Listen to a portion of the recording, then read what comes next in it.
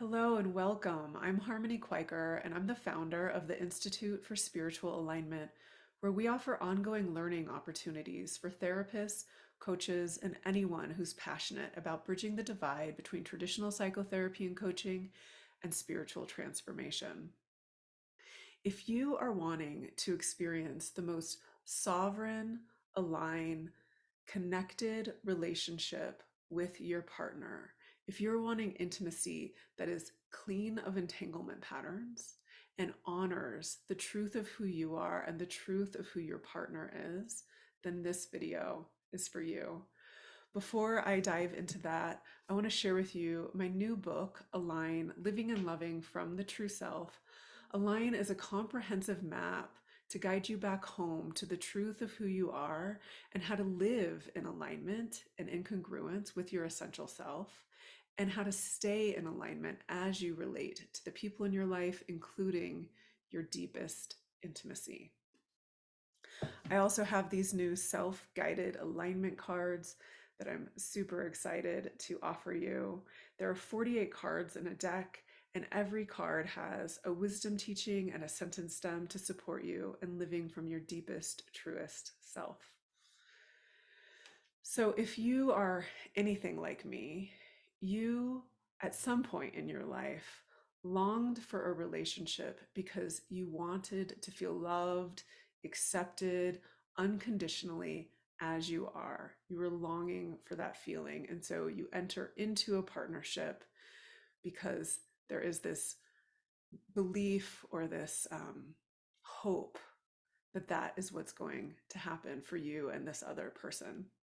And then at some point along the way, entanglement patterns subtly start to come in, conflict and disconnection and misunderstanding and resentment and blame take the place of unconditional love and responsivity of partnership and sovereignty of connection. This painful pattern of relating is so common, and I am no stranger to it myself. In my first book, Reveal, which maybe you have read, it's a self-help memoir, I share a lot about my relationship struggles from when I was younger, including my first marriage. And I remember when I first was married in my early 30s, I was really, really committed to creating a relationship that was different from what had been modeled to me. I wanted deep, lasting, unconditional love. Even though I didn't have a map for how to do that, I knew that I wasn't going to do what my parents had done, what the other people around me had done. I was going to find a new way to be in a relationship. But what I hadn't accounted for was my conditioned patterns were setting me up to have a relationship that wasn't based on the deepest, truest love, because I wasn't deeply and truly in love with myself. I was trying to earn that love from my husband. I was trying to earn that love from everybody around me.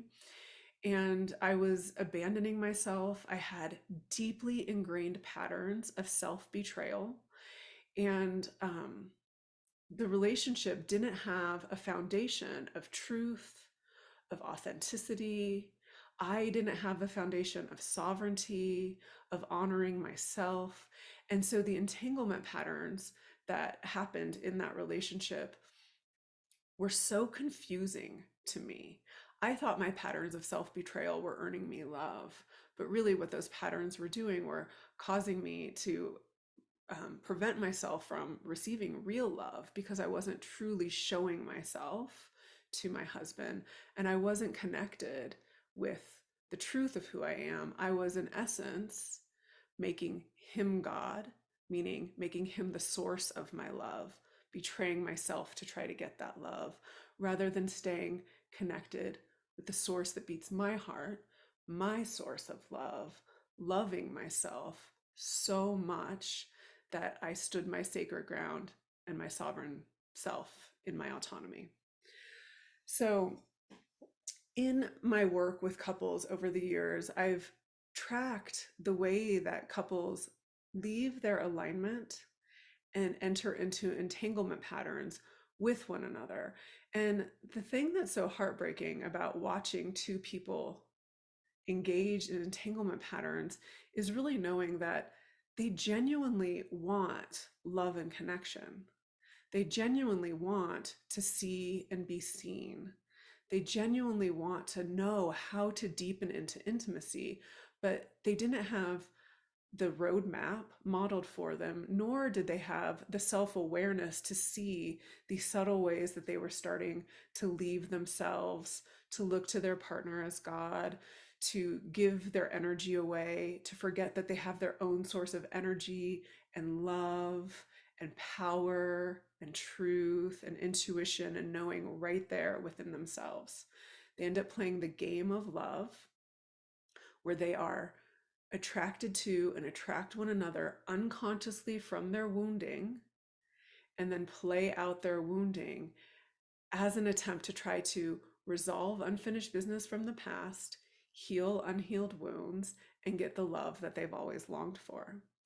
And the thing that I want all people to know is that the moment your mind causes you to believe that love is outside of yourself, that you don't already have the source of love within you. And there are so many ways the mind does this. But the moment we start believing those thoughts are the moment we start coming out of alignment.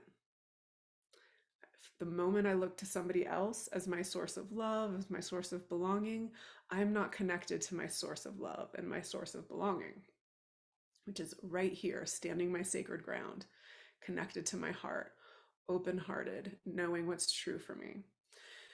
Some ways that I see the mind trick people into thinking that love comes from outside of them um, is through this sort of delusional idea that if I give myself love, then I won't get love from another.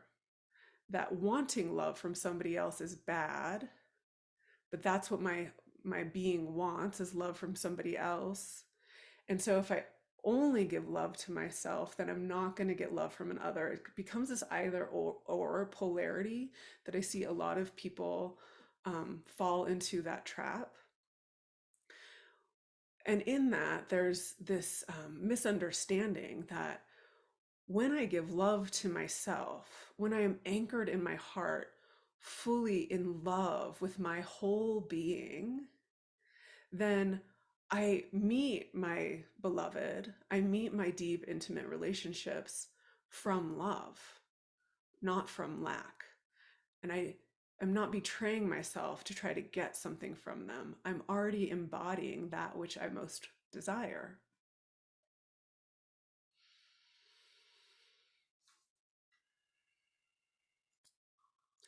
So if you consider for a moment that every single one of us has an ego, and every single one of us has blind spots, areas within ourselves that we can't see, shadow motives that cause us to engage in certain ways in the world and in relationship.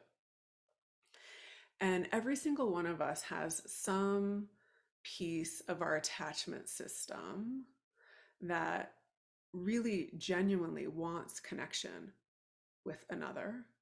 And the majority of us embedded in that attachment system has some wounding, some place in us where we feel not enough, where we feel scared to show ourselves to others, where we feel like we don't belong, where we feel fundamentally flawed in some way and unlovable.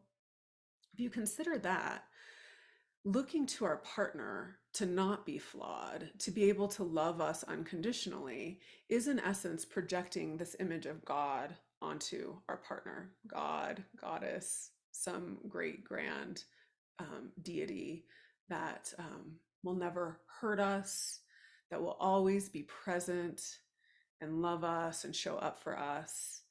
And when we are looking to our partner in that way, we are actually harming ourselves and we're harming them. If we see our partner's flaws and we see their conditioned patterns, and we can see their blind spots, and we can see their attachment system, and we can really acknowledge and honor how we're impacted without bypassing that we are genuinely impacted by them. If we can honor ourselves and see what it is that we really need, what we think we need from them, we can start to give that to ourselves. And the more able we are to give ourselves what it is that we truly long for, the more clearly we can see our partner. They are simply a mirror for us. The mind wants to make them a separate other, but if we actually see that they're a mirror for us, and anything that we think we're seeing in them is actually a reflection of us. And I'll just give you a personal example. Um, in a relationship I had actually after my divorce, the person that I was seeing, once I really got to know him in intimacy, I could tell that he really hated his mother. And he projected that mother wound onto me. And I clearly didn't like that experience. But what I realized was that he was a reflection of my self loathing. And when I could see that if I was trying to get love from this person, when he seemed to hate me in the way that he hated his mother and try to control me in the way he wished he could have controlled his mother, if I could see that when I was able to see that that was a reflection of my own self-loathing, I could give myself the love that I was hoping to get from him, which was not possible in that situation, and just shower myself with just complete unconditional love, loving the part of me that was longing for love from him, loving the part of me that felt unlovable, and just continue to shower love within my whole system. I could see him more clearly. And from that place, I'm empowered with choice. I can choose, is this the type of relationship I want? Or am I ready for something else? Am I ready to write a new script, write a new map for relating? And what I've learned is that our partners are a reflection of anything that we've disowned. So if I'm disowning the part of me that doesn't like myself or that hates myself or doesn't love myself at all, then I'm attracted to and I attract partners who embody that in some way. It obviously wouldn't be conscious. I wouldn't do that intentionally. But because human beings unconsciously want to learn how to love their own shadow, they attract somebody who embodies that because they want to learn how to love that with inside of themselves. And if we continue to see that the job is internal, we can then, if we choose to leave a relationship, leave because it's the most loving thing to do, not out of resentment or hatred or blame or anything else, but because of love, because I love myself so much. I want to be in a relationship that feels loving to me.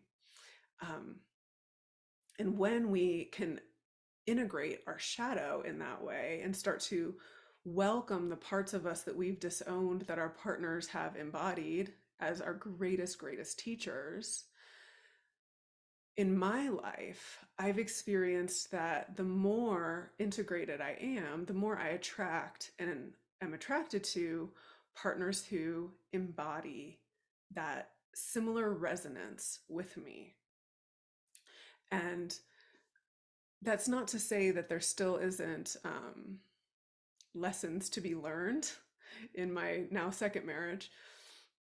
There are still lessons to be learned. There are still blind spots to be seen, but we're both so committed to looking at ourselves, and that's what really matters.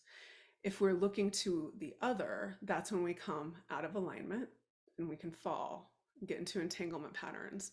But if we understand that the other is not our source of love, is not our source of belonging or our source of safety, that we hold that inside of us, then we can share that with one another from our sovereignty and really come together in the deepest intimacy because we are aligned with the truth of who we are.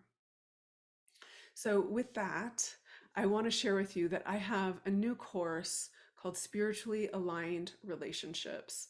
And this course is so powerful for anybody who really, really is ready to cultivate the most sovereign, beautiful intimacy. In this course, Spiritually Aligned Relationships, you can take it whether you're single, whether you're partnered, you can take it with a partner, you can watch it with a friend. There are so many ways to watch and engage in this course. And I really would love for you to check it out because I really think that it'll support you in creating the deepest intimacy that you long for.